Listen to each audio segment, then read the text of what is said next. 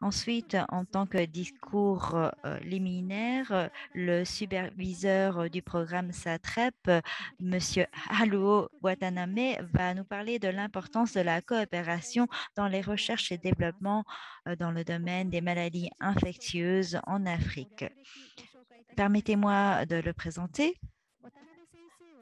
Le professeur Watanabe a été directeur à l'Institut national des maladies infectieuses, professeur de médecine à l'Université médicale et il est pour l'instant membre honoris causa de l'Institut des maladies infectieuses et il est pour l'instant le superviseur du programme pour la promotion de la recherche conjointe internationale de l'AMED.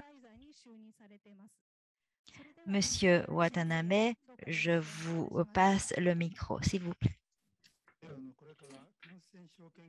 Merci, mesdames et messieurs. Je voudrais vous parler de l'importance de la coopération dans la recherche avec les pays africains pour lutter contre les maladies infectieuses. Vous voyez sur cette diapositive, il y a eu ces 10 dernières années de nombreuses déclarations de l'OMS à propos d'urgence de santé publique de portée internationale. Quand il y a des maladies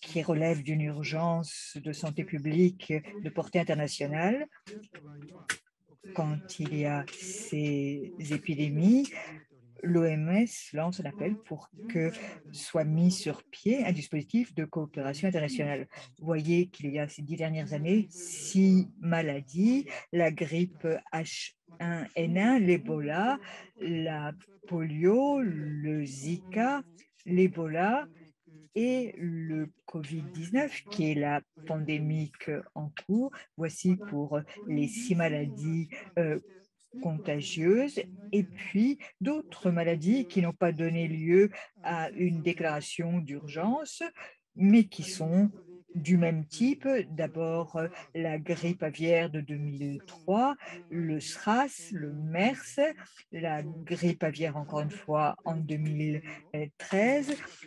Vous avez également des maladies résistantes au carbopénème qui sont censées être des bactéries de cauchemar et en 2015, des bactéries résistantes à la colistine.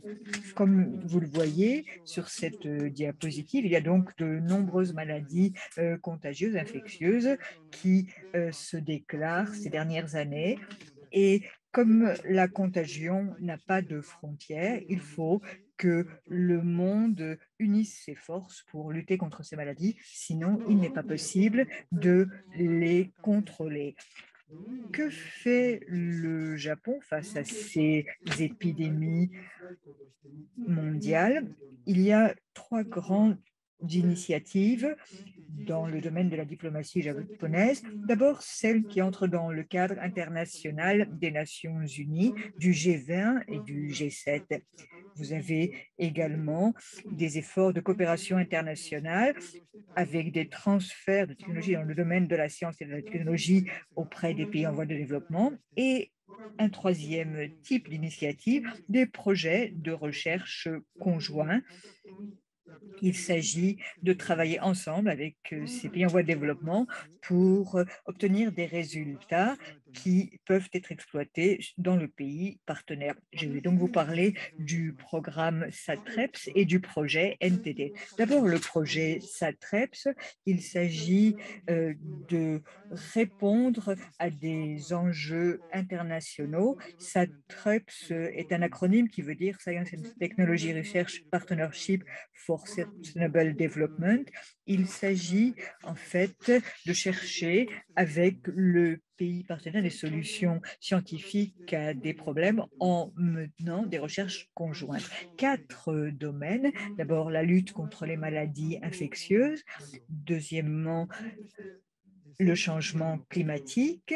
Troisièmement, l'utilisation des bioressources et enfin la prévention et la lutte contre les catastrophes naturelles. Et Pour les maladies infectieuses, les organisations japonaises concernées sont l'EMED et la JICA. L'EMED apporte des fonds pour ces projets de recherche conjoints. La JICA, elle, aide le pays partenaire à travers notamment la fourniture de matériel nécessaire. Et également, nous avons une coopération de la JST pour les 3 autres types de projets. Le projet SATREPS, le programme SATREPS, a 4 objectifs. Il s'agit d'abord de promouvoir la recherche conjointe et d'avoir donc une relation gagnant-gagnant entre le Japon et le pays partenaire. Il s'agit également de développer de nouvelles connaissances, de nouvelles technologies pour répondre aux problèmes internationaux et faire progresser la science. Troisièmement, il s'agit de renforcer la capacité du pays partenaire à faire face aux urgences. Et enfin, il faut que le pays arrive à appliquer les solutions et à se doter d'un système de recherche qui lui soit propre. Nous voulons que ces solutions enfin soient appliquées sur le terrain et répondent aux problèmes qui se posent dans la pratique. Je vous montre maintenant les pays qui ont participé au programme SATREPS. Vous voyez qu'il y en a en Afrique, mais aussi en Asie et en Amérique latine. En fait, de nombreux pays sur ces continents que je viens de citer ont participé à des projets dans le cadre du programme SATREP. Je voudrais maintenant évoquer notre projet NTD. NTD, ce sont donc les maladies tropicales négligées, des maladies tropicales qui ne suscite pas l'intérêt des chercheurs. Lors du sommet du G7 de 2015, le Premier ministre Abe a fait la proposition suivante pour lutter contre ces maladies tropicales négligées. Il faut s'engager dans des projets de recherche conjoints. Il s'agit de mobiliser les organisations japonaises, universités ou instituts de recherche pour qu'elles travaillent conjointement avec leurs partenaires africains et développent des solutions pour diagnostiquer et traiter ces maladies et apporter des réponses à ces maladies tropicales négligées. Vous le voyez sur cette diapositive, comment est organisé notre projet NTD. Nous travaillons avec des instituts de recherche ou des universités japonaises. EMED fournit les fonds nécessaires et l'université ou l'institut de recherche qui a reçu les fonds passe un contrat avec une institution africaine pour un projet de recherche conjoint. Et dans ce cas-là, il est souhaitable d'avoir la participation du gouvernement du pays africain concerné ainsi que d'institutions médicales de ce pays. Je voudrais maintenant vous montrer sur certaines diapositives qui vont suivre des projets concrets dans le cadre du programme SATREPS et du projet NTD. Ici, vous voyez 4 projets SATREPS, dont j'ai donné le titre. D'abord, il s'agit de l'Afrique du Sud, de la Zambie, de la RDC, du Ghana et du Gabon. Voilà les 4 pays concernés par les projets sur la diapositive. Et je reviens sur chacun de ces projets. D'abord, le projet conjoint avec l'Afrique du Sud. Il associe l'université de Nagasaki et un institut d'Afrique du Sud. Il s'agit de travailler dans la climatologie, de prévoir la pluviométrie et de pouvoir ainsi prévoir la quantité de moustiques. Et cela permet, en prévoyant la quantité de pluie et la quantité de moustiques, de savoir quand il va y avoir une flambée de paludisme. Cela permet donc de se doter des moyens de diagnostic, des médicaments et également des insecticides, ce qui permet, en dernier ressort, de limiter le paludisme. Nous avons travaillé dans la saison 2016-2017. On a pu prévoir la flambée de paludisme 3 mois avant. Le travail s'est fait conjointement avec les collectivités locales de l'Afrique du Sud et cela a permis de mettre en place un dispositif d'alerte précoce. Je voudrais maintenant évoquer un projet qui est associé à l'Université de Hokkaido, la Zambie et la RDC. Il s'agit de travailler sur des zoonoses, en particulier l'Ebola et la fièvre hémorragique Crimée-Congo. Il faut donc travailler sur la faune sauvage, le bétail, les êtres humains, car ils sont tous susceptibles d'être contaminés. Un dispositif de diagnostic rapide a été mis au point. On a démontré qu'il était tout à fait utilisable en utilisant le sérum de patient. Le dispositif a été autorisé par l'Agence japonaise des médicaments et des dispositifs médicaux et nous travaillons maintenant pour le faire reconnaître par l'OMS et nous espérons que le dispositif sera utilisé dans les pays africains où il y a des épidémies d'Ebola. Je voudrais maintenant évoquer un projet qui associe le Ghana et le Japon qui porte sur des pathologies diarrhégéniques. Nous avons travaillé sur l'arrondissement de Ga-Ouest au Ghana.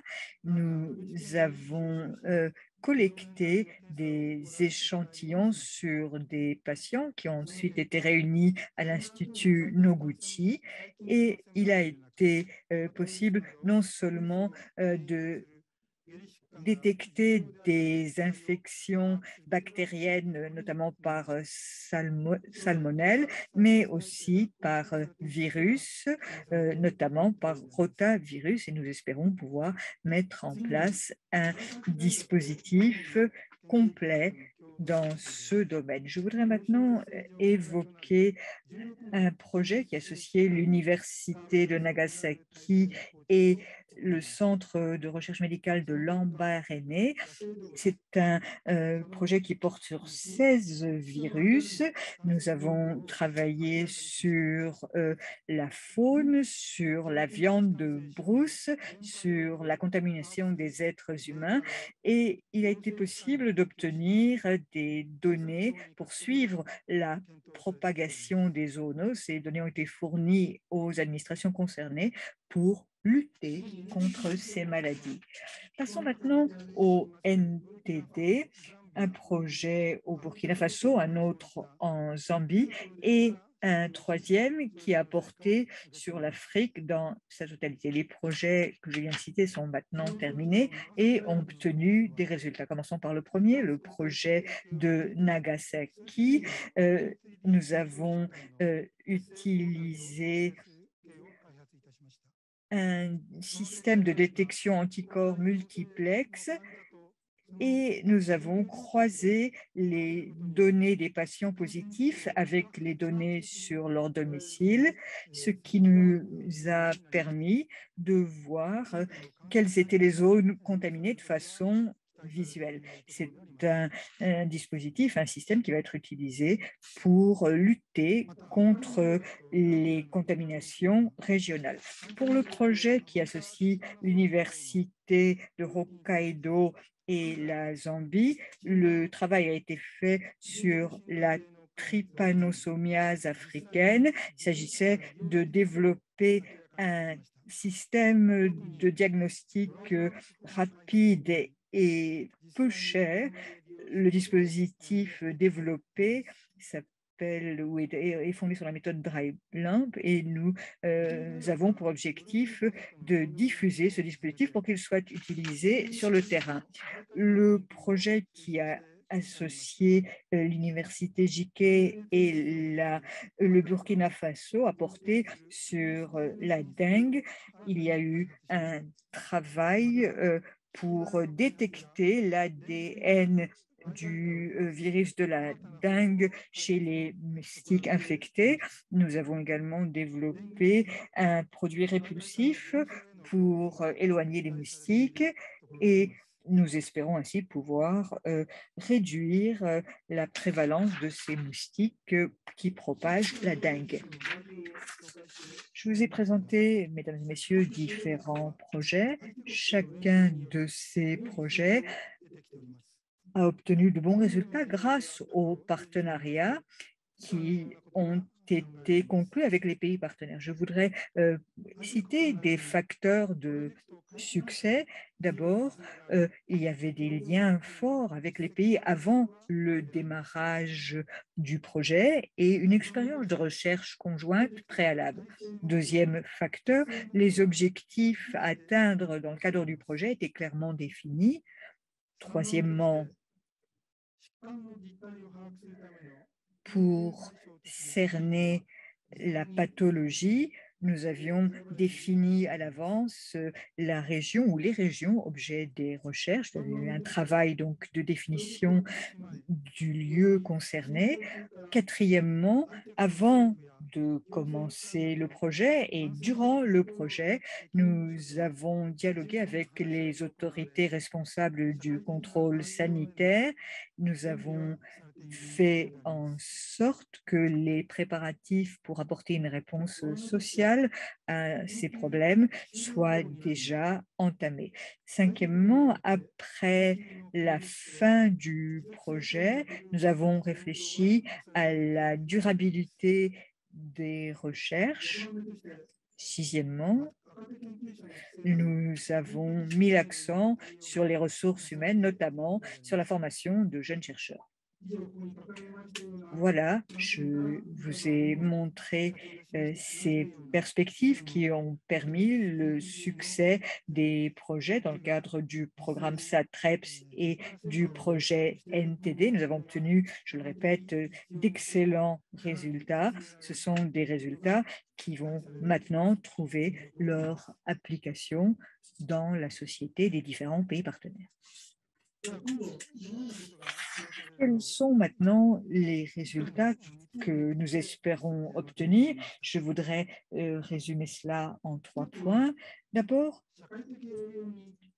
il faut que ces projets trouvent leur application dans la société, développer des technologies de diagnostic simples et bon marché pour qu'elles puissent être utilisées sur le terrain. Dans les régions de l'Afrique, il ne s'agit pas d'avoir des dispositifs sophistiqués et chers pour faire les diagnostics.